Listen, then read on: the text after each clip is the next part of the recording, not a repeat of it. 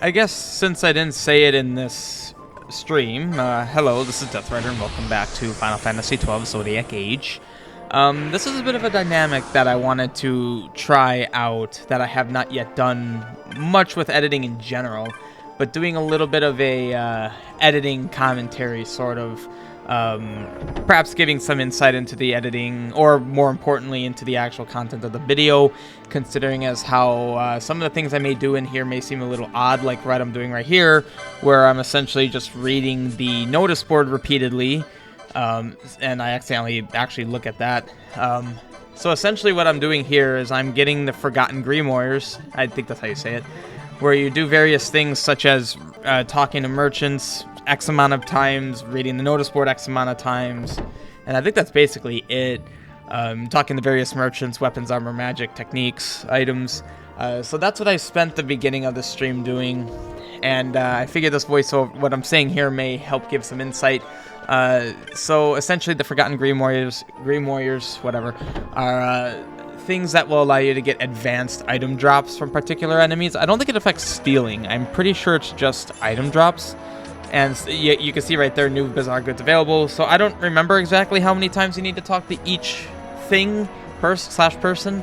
I don't know if it's like 100 or 50, but it doesn't really matter since the game will tell you new bizarre goods available once you've done it. So you see here, I talked to her a bunch of times, and then new bizarre goods available. And now there are some other Forgotten Grimoires I have right there. Now, a casual player may get them naturally without having to grind, but I knew with my playstyle, like for instance, I don't talk to item merchants a lot. I don't talk to technique merchants a lot. I may talk to them maybe, I don't know, a dozen times in an entire playthrough, hence why I do this particular grinding. And actually, this audio is a take two, so I'm trying to remember everything I said. I also would like to recap that this episode, along with however many this stream gets blocked up into, I've already cut out an hour of this 3-hour and 50-minute stream. But I pretty much spend this entire stream down in the Zertinian Caverns, grinding some items like Battleworm Carapaces. I think I try to get some Life Wicks, but I don't think I get all of them. I haven't edited through the whole stream yet. I'm about 20 minutes in. Which is when I decided, it might be cool to do some commentary, just describing what I'm doing, because like I said, it may seem odd. Now, I'm not going to be doing this for the entire video, just, I want to test this out, see if it works. I'm just going to basically cover particular things I'm doing, and just give a little bit more of an explanation. So like I said right here, I'm just going to all the merchants, and talking to them until I get the Forgotten Grimoires. The only thing is that they are pretty expensive. Oh, yeah. See, here's the item merchant one. Yeah. Oh, well, I showed it right there for a second. I don't remember how many there are. I think there's like 8, maybe 7. I don't know. But they all govern, basically they all govern certain enemy types. So like one will be for like avians, one will be for beasts, one will be for reptiles. I don't know. I showed them here in a second. But they essentially allow you to get special drops from particular enemies, some drops that are required for certain bizarre goods and weapons that you get later on. And that's right, that's another reason why I wanted to give a little bit of a commentary kind of thing. And that's with how those, when you know what you're doing in this game, and you know like what items you need for weapons, bizarre goods in the future, there's a ton of setup work. So like, you saw when I was back in, so see right here, they're pretty expensive, so obviously I can't buy them all now, and eventually I do buy them and show what they do, but essentially, like if you remember when I was in the Giza Plains, I spent a lot of time farming snake skins. I didn't really give an explanation there. I probably should have, but those ultimately go into the Scorpion's well, it's not called Scorpion's Tail, it's called the Versica in this game. I think it was called Scorpion Tail F in the Japanese game, original Zodiac job system. So there's a Sage's monograph. Oh, I guess, yeah, the Forgotten Grimoire, I can't say that. But yeah, so there's just a lot of like early setup work, and if you're new to the game and or you just don't know what all you need for what stuff, or like what weapons and armor, hopefully these little voiceovers will give you a little bit of context. So when I get into the Zertinian Caverns, I'll explain like this item is used, well, I'm not gonna do like thorough research for these. I just kind of want to explain a little bit of what I'm doing from memory when I'm playing this game, when I'm editing this stream from that I played from memory.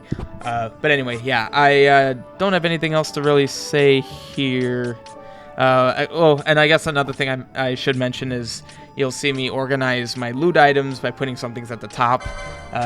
Whenever you see me do that, generally it's 99% of the time it's because it's a special item that I don't want to just sell. Now, granted, when you're selling loot for bizarre items, you can just sell it all right away. The game keeps track of how many of each thing you've sold, but I like to actually keep them until I have enough for a particular thing and then sell them all at once.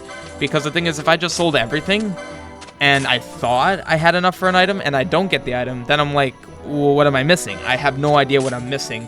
And with some of this rare stuff, you want to know what you're missing because you don't want to needlessly grind for something that has like a 5% drop. That's terrible.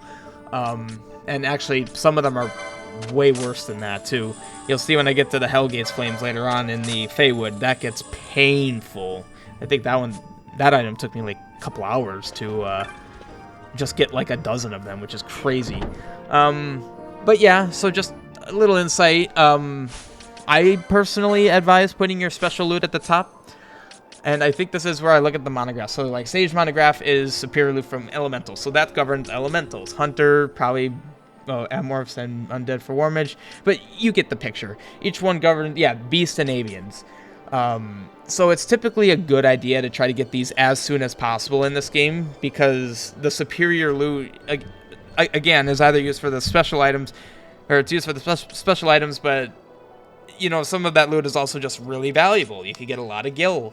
And you'll see, what, I think like halfway through the game, if I recall correctly, I just have tons of gil. Because playing the way I do by stealing from everything, grinding down specific loot types, you get so much additional loot and so much gil. Gil really becomes a non-issue. But yeah, so you see I'm teleporting over to the Ester Sand, I believe. Wester Sand, based on the music. And I'm heading into the Zertinian Cavern, so yeah, I'll talk again when there's something important to talk about, I guess.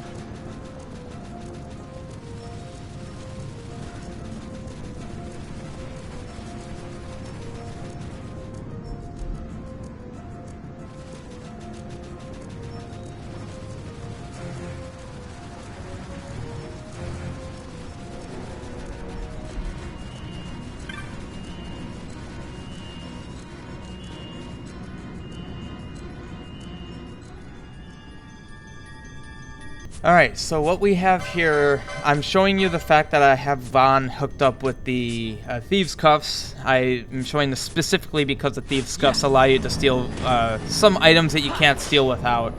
And I'm in this particular zone in the Zertinian Caverns. I don't have the map overlay up, but I do pull that up, so that'll give a lot of context for if you're trying to follow along. But what I'm showing here essentially is I'm going to be grinding out these skullworms a lot because Battleworm Carapace is a important item. I forget what they're for. I have 2 of them there. I am going to show how many I have at the end. There we go. Now I actually have the map overlay so you can see what I'm doing. Now what I'm showing here is the optimal route. For some items, well, for enemies that you kill, you need to go 2 zones out of whatever zone you're in. So that's what I just did there. I went out 1, then I went out 2. And that is the fastest route from what I can see. And as you can see, the skullworm is back.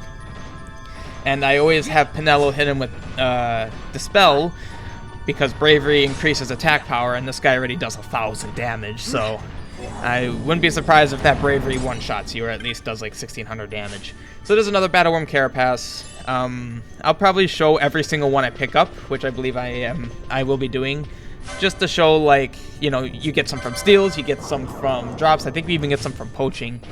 And then right here, just showing that bogeys appear. Not that the items I got from him right there were particularly helpful or important, but just showing that these aren't enemies of interest, because I do believe you get life flicks from them. I also get schedules. I don't remember if they're valuable.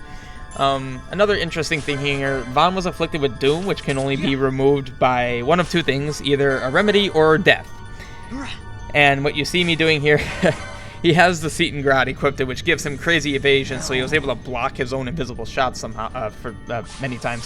So when I get Doom this early in game, I usually just kill the person that had it, just because I can control when he dies instead of him dying at a very inopportune time.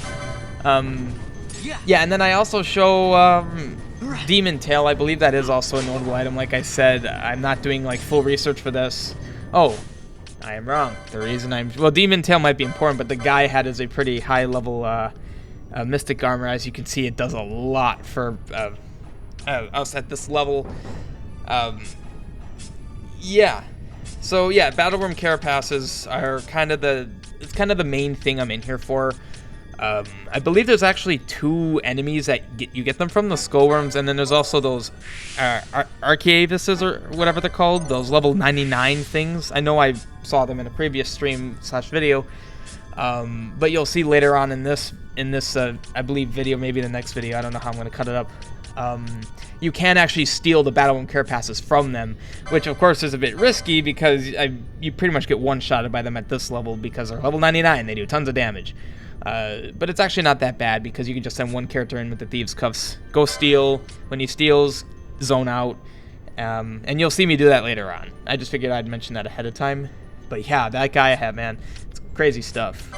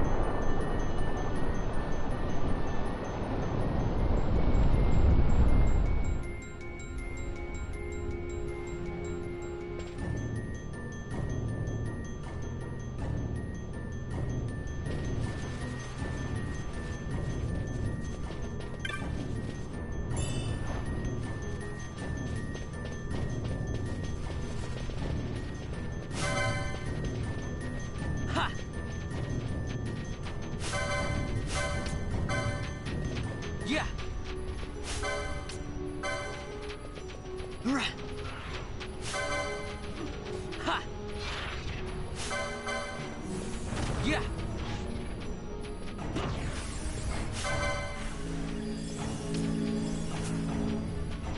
Ha. Yeah. Right.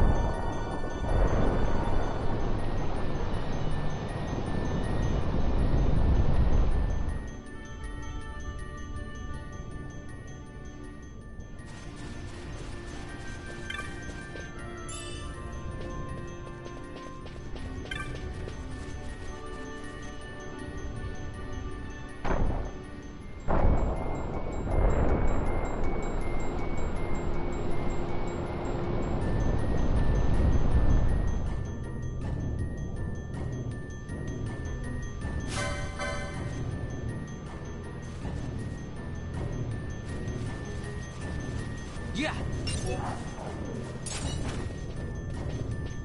Right. Yeah. Right. Ha.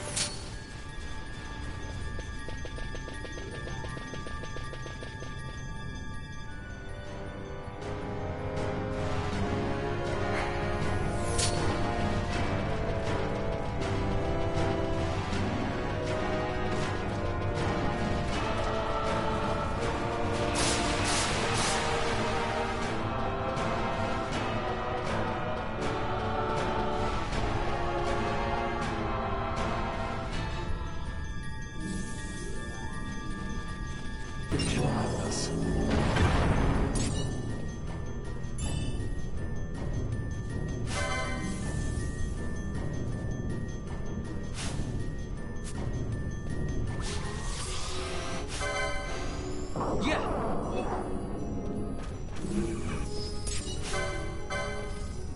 Right.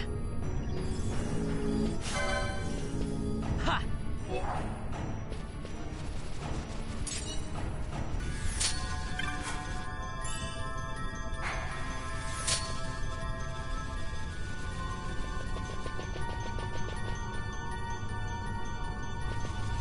So this is kind of funny. This is actually the moment that made me want to do these voiceovers, like the final straw, sort of, for me deciding to do this.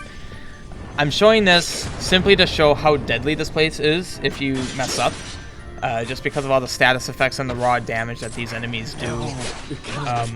So definitely risky coming in here early, and you don't want to come in here unprepared. Like, we're already in our 30s, and they did some pretty quick work of us. But yeah, so this is just showing like how bad things can really get, especially considering as how I feel like up until now I've kind of just blown through with the Seitengrad, you know, cheesing everything. Obviously, having the Seitengrad makes this way easier. Without it, you would really struggle just simply killing anything.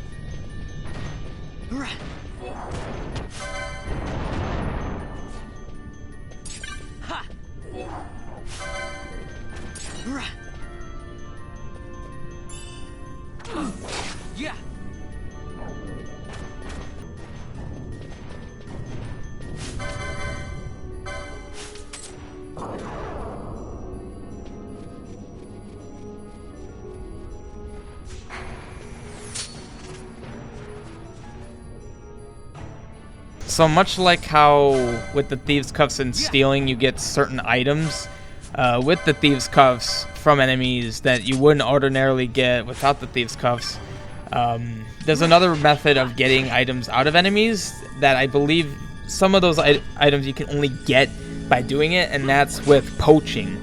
So what I'm going to be showing up ahead is, with this bogey, I'm essentially going to get an enemy to, I think it's under 10%. Maybe it's less than that. Basically, when the enemy starts blinking red, like the one closest to Vaughn is. And as you can see, I even unequipped the Seitengrot with him so that he doesn't just instantly wipe it, instantly kill it. He does smaller increments that I can control. But now that bogey's low, you'll see I have Vaughn poach the bogey.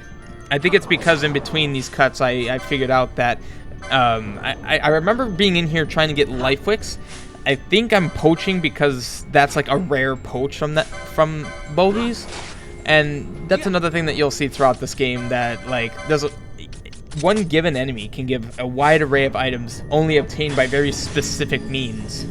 And Vaughn with the Seitengrot is confused. Yeah, get that Seitengrot. Or no, he had the Gladius. Okay, that's better.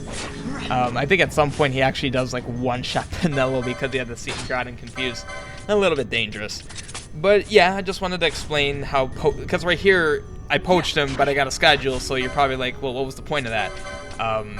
There are some very specific items you can only get by poaching certain enemies. So just keep an eye on that, and if you're trying to get a particular item, be aware of that. Yeah. Hope this helps. Hope you guys enjoy these voiceovers.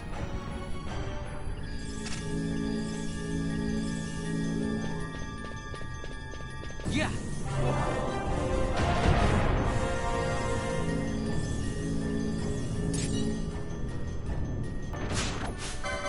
Ah, yes, the Wormbone, another rare item that I believe I was trying to get from them.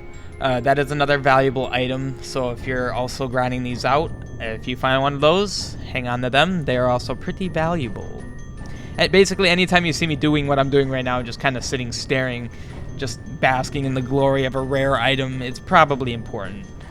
So, enjoy your Wormbone. I believe I have one of them. Yeah. Clearly a lot more rare than Battleworm Carapace. I believe that also goes into the Versica.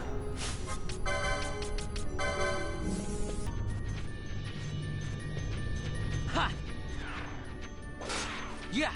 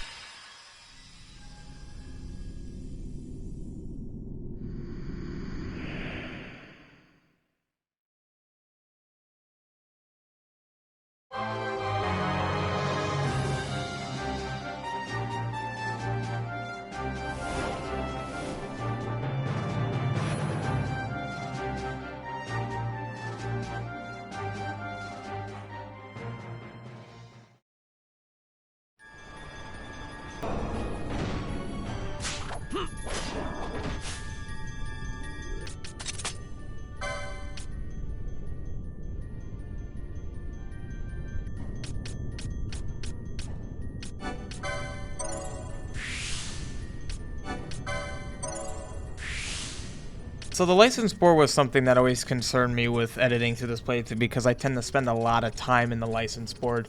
But to give you a quick summary of what I'm doing here, so Espers play an interesting part with the license board in this variation of this game, where you'll see that the Espers will block certain licenses, so you have to kind of like balance or determine like the trade-off. Like if I get this Esper on this character and they get this, is that better than this character getting this Esper for that same thing? And I'm checking with Belius and Adrammelech, and I believe with Adrammelech, I'm probably saying the name wrong, but whatever. Yeah, you can see I'm leveraging it, and I can see both air. The prize he gets from it is more I weight it as more valuable. So yeah, I'm speeding through it here just because I feel like it's very easy to spend too much time in here. And if you still want to watch any of the streams from this playthrough, they're all still available in the playlist. But basically, anyway, the whole thing I wanted to say is that whenever you get a new Esper, it's kind of exciting because you can see like which character it works best with, what do you get from it. So yeah, just a little bit of what I was doing there.